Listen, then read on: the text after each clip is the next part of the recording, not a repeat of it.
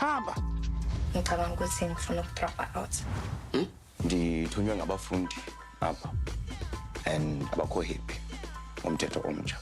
Inga uyafunda into inakile inamathanga akabhalisa ngithi iloko nje ukunakile Azabafundi asifuna ukula manyera. If this flag wants to fight, you must come here now. Hello everyone, welcome back to ASR, African Stories Realized. This is our weekly review of Youngins Season 3, episodes 16 to 18. Don't forget to like and subscribe. Let's get into it. Episode 16 picks up with Tumelo and Mahlatse getting ready for school.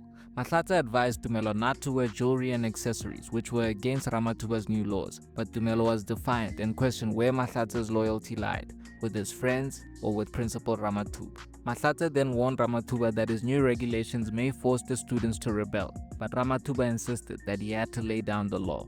A rebellion was indeed brewing as students gathered to declare that they'll stand up against the principal and his new rules. The head girl, Buhle, then confronted some of the students, including Tumelo, Tsepo, and Mazambane, for breaking the new dress code. They refused to remove their jewelry and accessories, so she reported them to Ramathuba, and they were all summoned to the principal's office, where he stripped them of all their jewelry and accessories. In class, Ramathuba handed out test papers and humiliated Khaya for getting the lowest mark. The principal ordered Khaya to stay behind after class, where he revealed to Khaya that Mahlatse would tutor him maths. Khaya rejected Mahlatse's help, and after a heated exchange, Mahlatse warned Khaya that he would fail, but Khaya fired back, suggesting that he doesn't care because Amo will be by his side. Ramathuba clashed with Buhle again after he caught the student on her phone in class. Buhle disrespected the principal and once again walked out of the classroom. She was later confronted by Buhle, the new head girl, who insisted that she take off the necklace that Tumelo bought her. Buhle refused, but Ramathuba arrived shortly after and ordered her to take it off. She once again refused, and the episode ends with the fed-up Ramathuba suspending Buhle from school. Episode 17 picks up with Buhle packing her things as she revealed to Amo that she was done with Oliphants and going to Kabelo's place. Amo desperately tried to stop her, reminding Buhle that she barely knows Kabelo, but Buhle insisted that she would take care of her before leaving with her things. Amo reported to the rest of the Big Five that Buhle had left the school to shack up with her new boyfriend. Tumelo insisted that it wasn't fair that Buhle got suspended, but Mahlatse defended the decision, suggesting that as a former head girl, Buhle should know better and reminding the group that she had been warned. Amo later questioned why Mahlatse was acting weird, begging him not to push her away, but a cold Mahlatse rejected her and suggested that she focus on Khaya, who was struggling with matric. At Kabelo's place, Buhle vented about Ramathuba, even claiming that the new principal was worse than Mtembu. Kabelo asked Buhle to move in with him, and she ultimately decided to drop out of school and pursue her podcast career, with Kabelo promising to support her. Sefako then spoke to Ramathuba on behalf of the students, requesting that he take it easy on them, but the principal was not having it, berating Sefako for losing focus before insisting that the rules are there to stay and the students must follow them. Ramathuba's power trip continued as he conducted a random bag search on Khaya and Sefako in the boys' dorms. The friends returned to their room where they agreed that Ramathuba had gone too far, and the episode ends with them planning a party in protest of the principal's rules. In episode 18, Khaya and Sefako continued with their plans for the party, inviting the students and organizing alcohol for the occasion. Tumelo then confronted Mahlatse for avoiding him, but Mahlatse reminded him that he couldn't afford to stand with them against the principal, accusing his friend of being ungrateful, while a disappointed Amo watched on. Ramathuba then summoned Mahlatse to his office and revealed that he can't trust Sefako, before requesting that he keep an eye on the students, ordering Mahlatse to report any suspicious activity.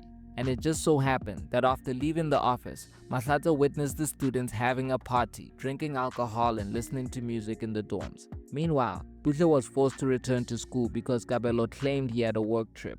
Buhle was reluctant to return to school or home, revealing that her mother had even reported her missing to the police. Her friends questioned where she had been, and Buhle revealed that she was staying with a man and was done with Oliphants. She later called Kabelo, begging him to come pick her up, but Kabelo insisted that he was busy at work, despite Buhle hearing noise in the background. She was then confronted by Principal Ramathuba, who informed her that her parents had been looking for her before ordering her to leave the premises. Buhle insisted that she was no longer a student at Oliphant and had only returned to get her things.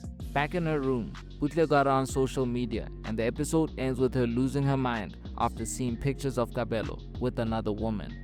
Buhle found out the hard way, and like one of you predicted in the comments last week, she might even be pregnant at this point. Hopefully that isn't the case, but it's been a disappointing fall from grace for Buhle, who has been the most career-focused and responsible of the big five. Also, she has two loving parents who spoil her rotten, so it is crazy that she fell for Kabelo so quick and hard. Actually, I do feel like they might have rushed the reveal. It felt like they had a different storyline planned for her outside of Olifants, because she did leave, pack her bags, and then she came back like an episode later. So it was a bit confusing there, and it did feel like something was missing or they changed direction. I do feel like the storyline is a bit mature for her, because I know this is something that does happen in society, but I think it happens to more older women, more independent women, more mature women, where guys take advantage of them knowing very well that they have another relationship or another wife on the side. And it does look like Kabelo is married or was getting married during his supposed work trip, but I guess we'll find out more next week. The group is more fractured than it's ever been, with Khaya and Mahlatse clashing multiple times today, and Khaya making it clear to him that he hasn't given up on being with Amo. Amo didn't have much to do today, but her presence was felt as a concerned friend, especially the scene where Tumelo confronted Mahlatse while she watched on. I think it might be my favorite scene of the day. Really great acting. This cast is fully immersed in their roles and the story of Olifants High. Mahlatse is honestly having a breakthrough season, and the character's development has been amazing to watch. It might seem like he's abandoning his friends, but he is listening to his mother's words, and she warned him about risking his future for his friends, especially because he's still in grade 10 and he has to stay out of trouble no matter what. However, I don't like the fact that Ramathuba is using him to spy on his peers. Maybe he's grooming him to be the next head boy, but it feels more like he's taking advantage of the fact that Mahlatse owes him. He can't really say no, and I'm wondering if that was his plan all along, to use Mahlatse as his mole. At this point, Ramathuba is drunk with power, and I'm not saying there shouldn't be discipline, but socializing in school is an important part of students' development. We actually got a lot of fun school scenes today which were very relatable and nostalgic. Teppo once again had me laughing in every one of his scenes. His energy just flies through the screen. Great comedic talent. Once again, this week felt like one episode. There was a clear beginning, middle, and end across the 3 parts. I'm really enjoying the season so far, but it turns bittersweet when I'm reminded that it's the final one. The visuals are looking extra clean this season, so big up to production. Youngins Season 3 is streaming every Friday on Showmax. Thank you for watching. We'll be back next week with another review. Don't forget to like and subscribe. This is ASR for the love of African filmmaking and storytelling.